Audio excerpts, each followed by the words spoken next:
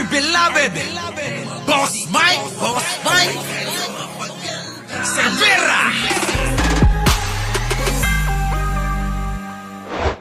So mga kababayan ko, pakinggan nyo ito ha. Pakinggan nyo maigi. Dahil nga po mga kababayan, itong bahay daw ni Digong ay hindi na daw nila Ang bahay ni dating Pangulo.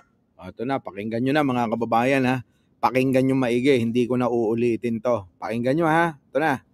Mano ang bahay ni dating Pangulong Rodrigo Duterte sa Davao City at nagbabalita live si News 5 Mindanao correspondent Bril Montalvo. Bril, good morning. Kumpirmado na bang for sale Naku, nawala. Wait. Family house sa mga Duterte dyan sa Davao? Andre, may ilang larawan itong weekend na kumakalat na may karatula nga for sale na nakapaskil dito nga sa labas ng bahay ni dating Pangulong Rodrigo Duterte sa Doña Luisa, Davao City. Ano na?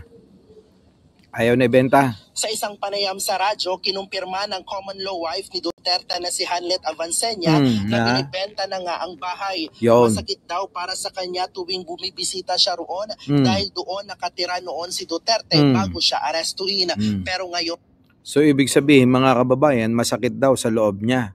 So eto ba, yung pinabibenta tulad ng tanong ko, eto ba alam na nila na hindi na talaga makakauwi pa si Digong mga kababayan? Kaya hindi na nila inaasahan pang makakauwi, kaya ibebenta na lang yung bahay para wala nang uwian. Di po ba mga kababayan? Di ba? Yan, tuloy natin. Mga kasambahay lang daw ang naroon. Andre. Bril, anong sabi naman tungkol dito ng mga anak syempre ni dating Pangulong Rodrigo Duterte, gaya na lamang ni VP Sara?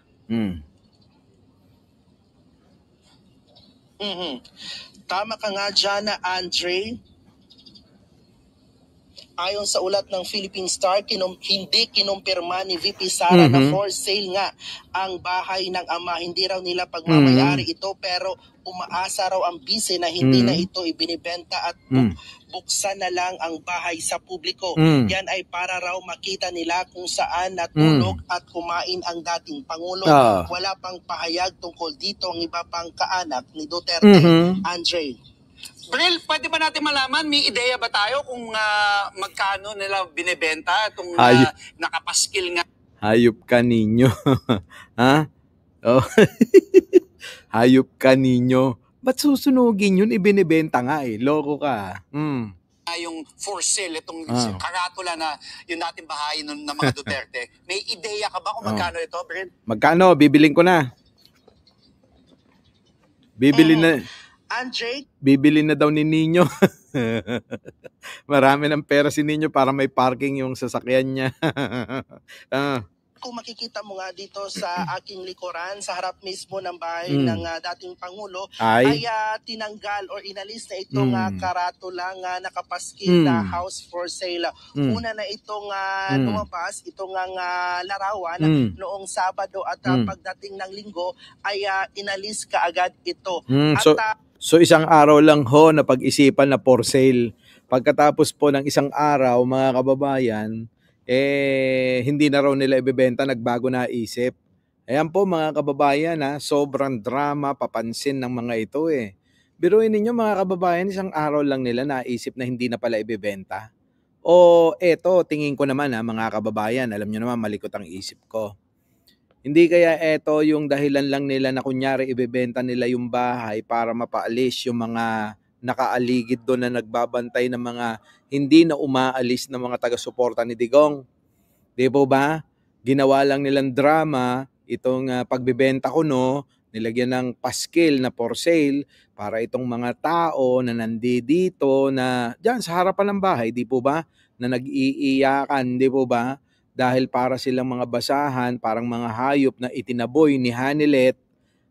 Hindi kaya yon, hindi nila mapaalis. Kaya eto ang solusyon dyan. Kunyari, lagyan nyo ng for sale. Kunyari binibenta ninyo. Tapos, paalisin yung mga tao para wala nang chika, wala nang cheche-boreche ba? Di po ba? Mga kababayan, hindi kaya ganon.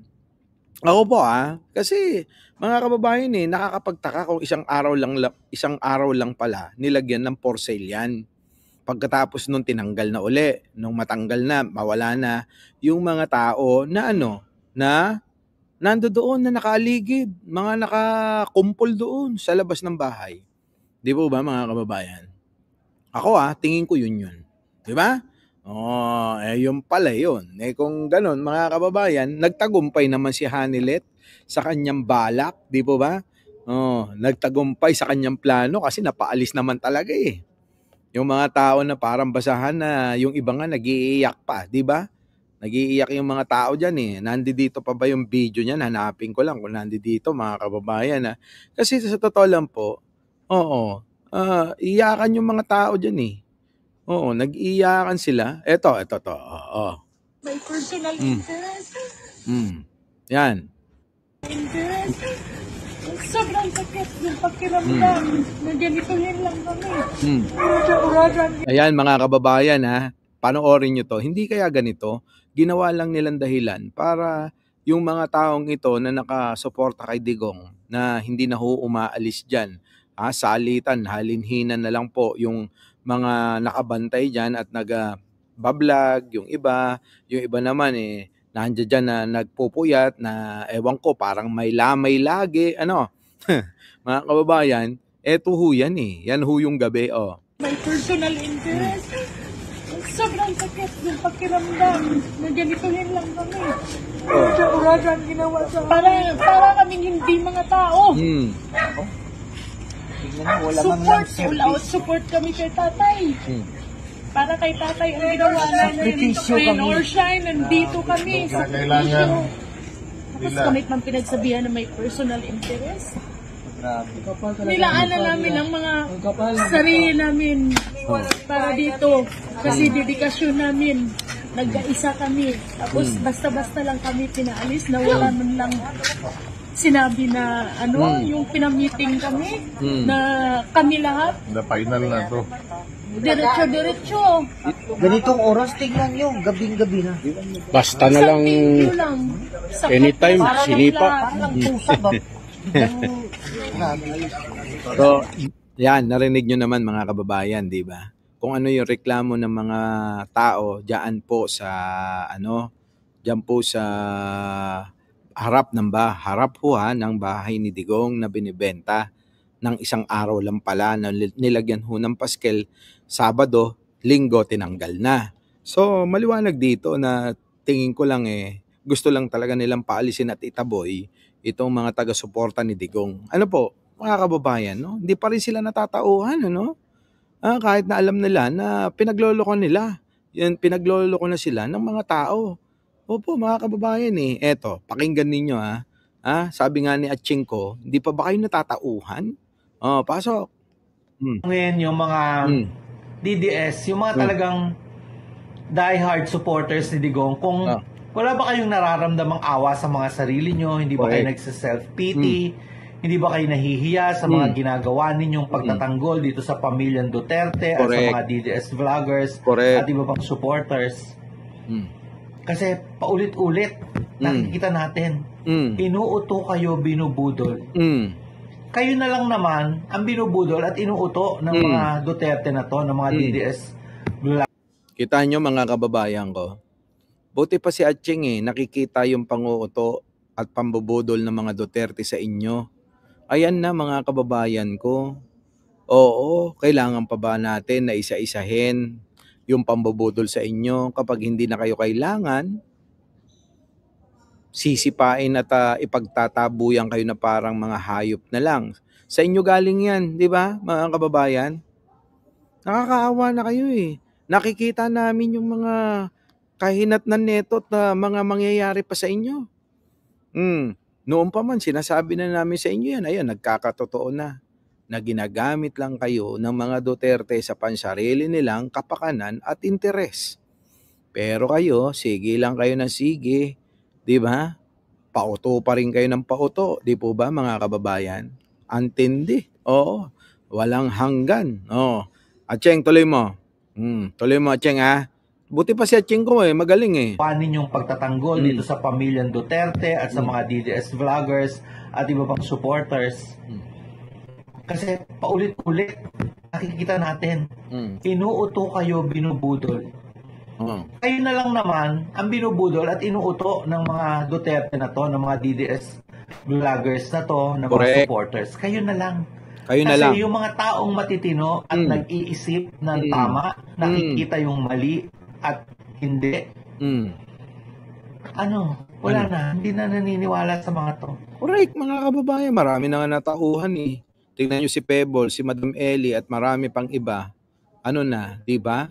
Tahimik na sila, mga kababayan eh. Etong mga ito, tingnan nyo, yung mga mahihinang nila lang. Sila talaga yung mga kawawa, mga kababayan eh, di ba? Sila talaga yung mga kawawa. Tuloy, Cheng, banatan mo. Hindi na naniniwala sa mga Duterte, hindi sila sinusuportahan. In fact, kinasusuklaman na lang sila. Correct. Kinasusuklaman na sila lahat ngayon. Correct. At isinusuka na sila. Correct. Kaya na lang mga DDS ang naniniwala at sumusuporta at patuloy na binibigyan nyo ng pagpapahalaga yung mga sinasabi ng mga DDS na to nila Duterte. Mga kababayan ko, mga tatanga-tanga raw kayo at mga uto-uto, sabi ni Atchingko. Di ba, mga kababayan? Tuloy. At ng mga vloggers niya. Let's take for example itong latest issue ng interim release. Sinabi ng abogado na mag-file ng petition for interim release kay Digong. Tuwan-tuwa naman kayo mga DDS. Naggawaan kayo ng mga contents, tinotot nyo o niinis nyo yung mga hindi supporters ni Digong na makakalaya si Digong. Tuwan-tuwa kayo. Dahil pinaniwala kayo nila Sara Duterte, nila Amy Marcos at ng iba pa na makakalaya na yung poon ninyo. Correct, mga kababayan. Kita nyo? Di na nga makakalaya.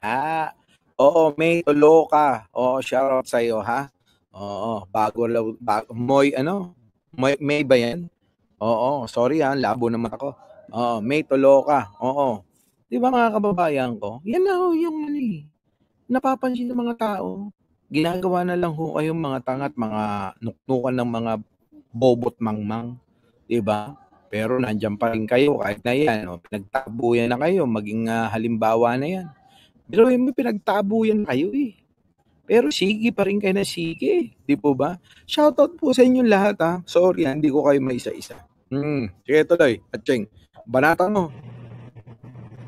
Tapos, sinabi pa ng abogado na si Kaufman na walang pagkontra na gagawin ang prosecution or ICC prosecutor.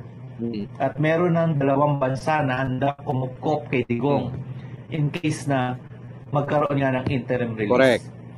Hindi, pinaasa na naman kayo. Correct, pinaasa na lang siya. Yun naman lagi, pinapaasa lang ng pinapaasa yung mga yan eh. Diba? Asa naman sila ng asa, kundi ba naman mga tanga. Yan po mga kababayan ha. Diba? Ay nako, kaya nga yung iba, mga kanya-kanyang na lang sila. Diskarte at pananaw kung paano. Yung iba, tumahimik na. Kaya nga dun sa dahig, liliman na lang sila. Baka gusto nyo dumagdag pa. O dagdagan nyo, gawin nyo 12. O gawin nyo lang 13 para 13 Judas kayo. Di ba mga kababayan? Yan po mga kababayan, maliwanag na rito.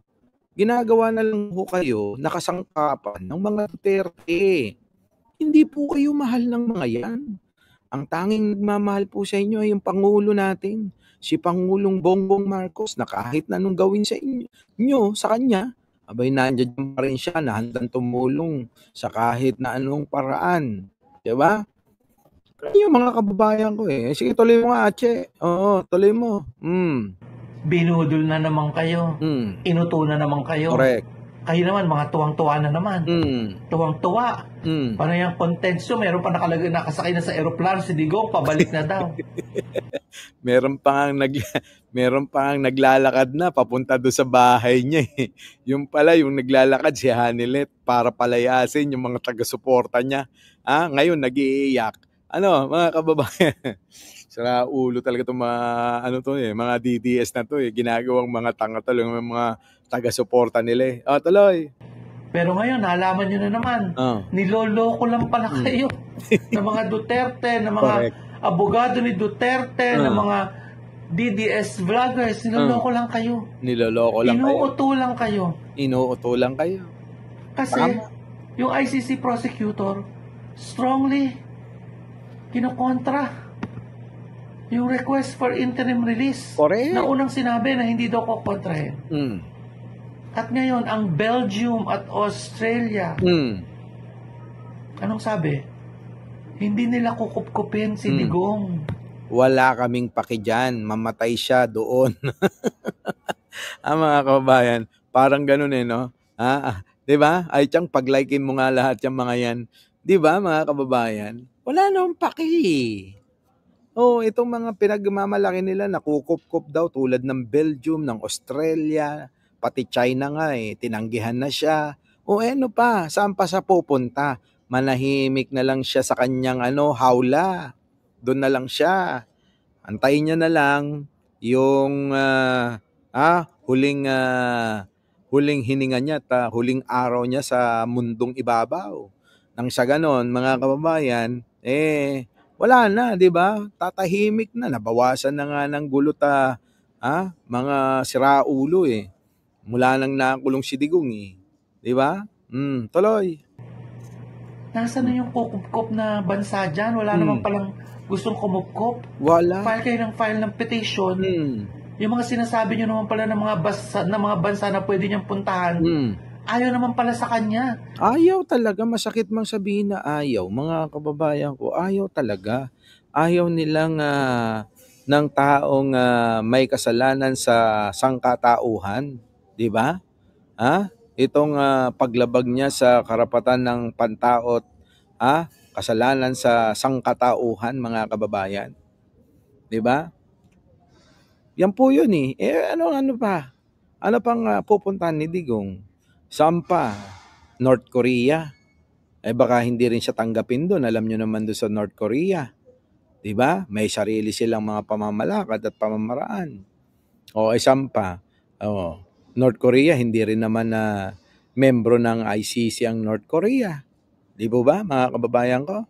Wala talagang pupuntahan na si Digong, kundi manatili na lang sa kanyang kulungan at doon mag-antay ng kanyang kamatayan. Yun naman talaga yan Kaya nga mga kababayan, kita nyo. Etong mga sila Sara, etong mga, tignan nyo si Bato ba?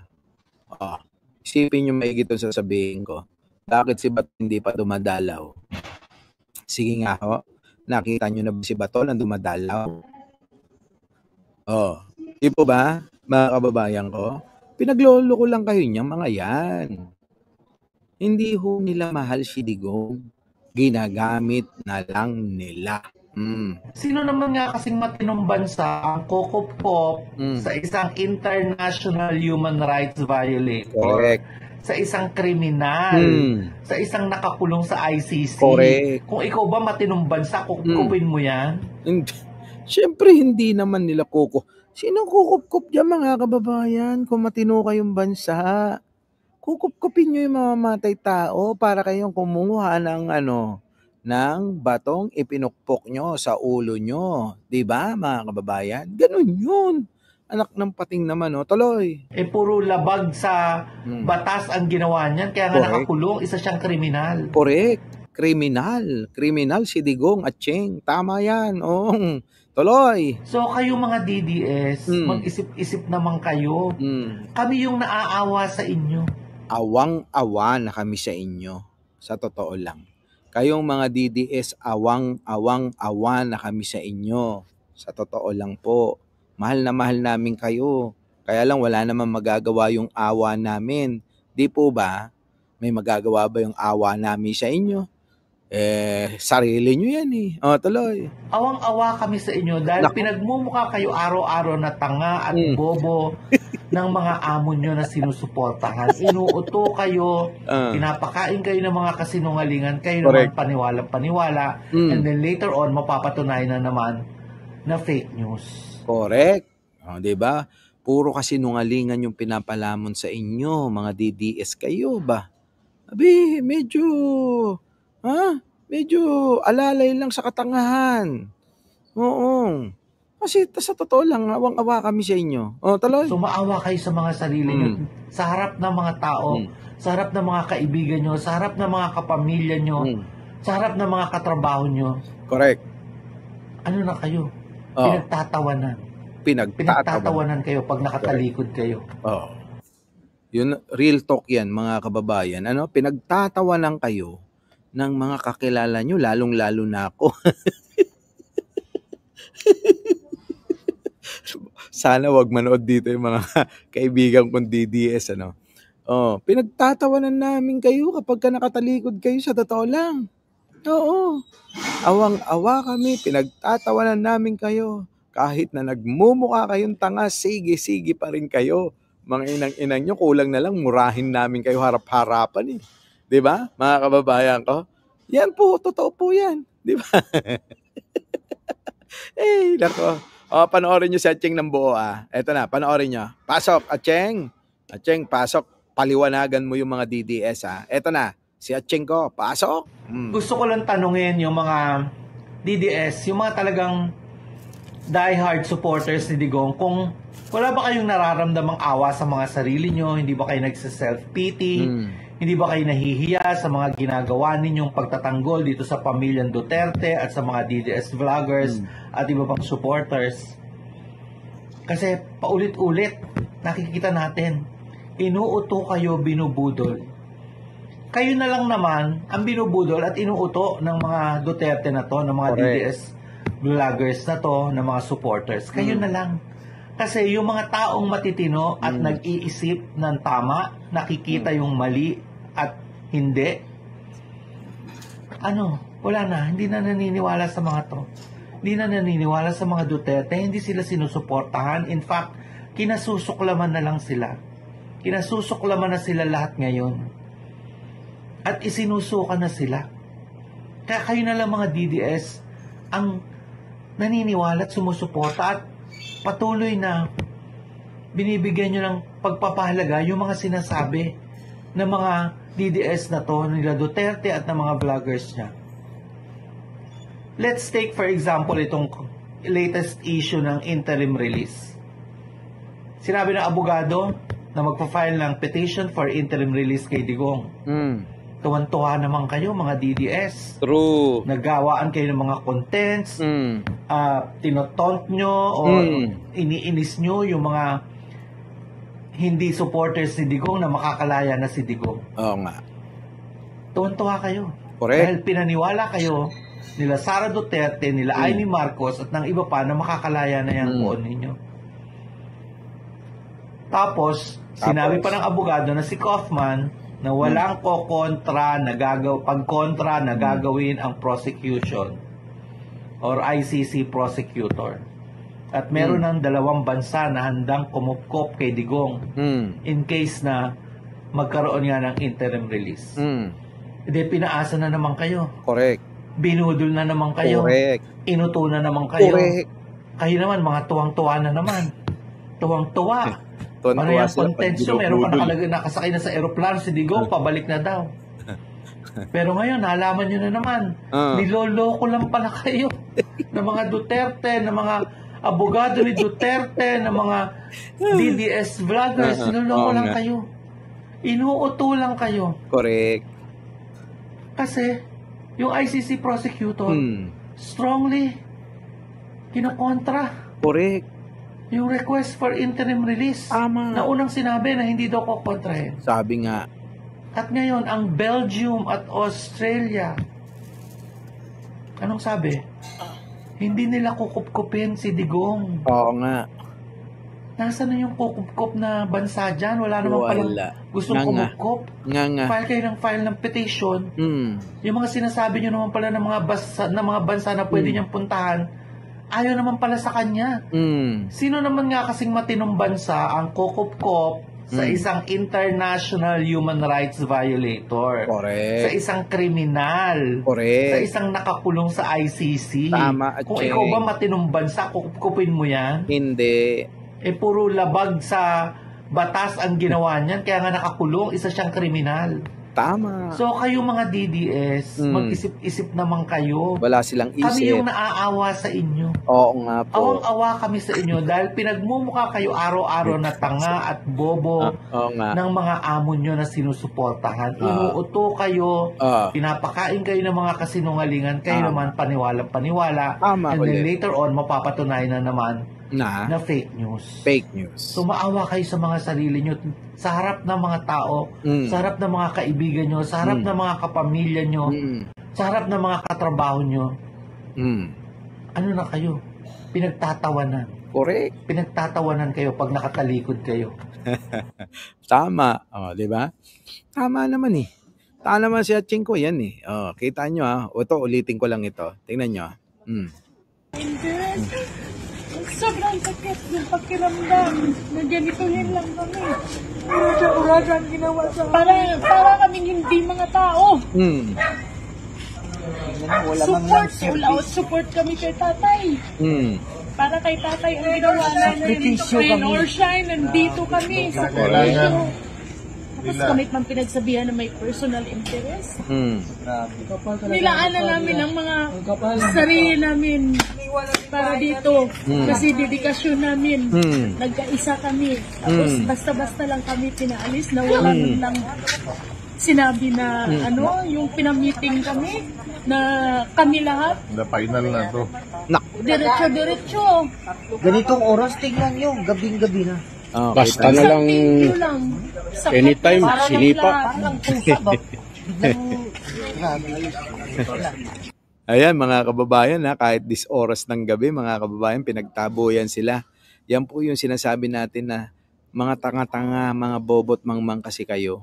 Nagpapaniwala kayo dyan. Yan din yung tinutukoy ni Atching ko. Diba? Tama si Atching ko. Ayan ang napapala nyo sa patuloy na pagiging uto-uto sa mga Duterte. Yun. Our beloved Boss Mike!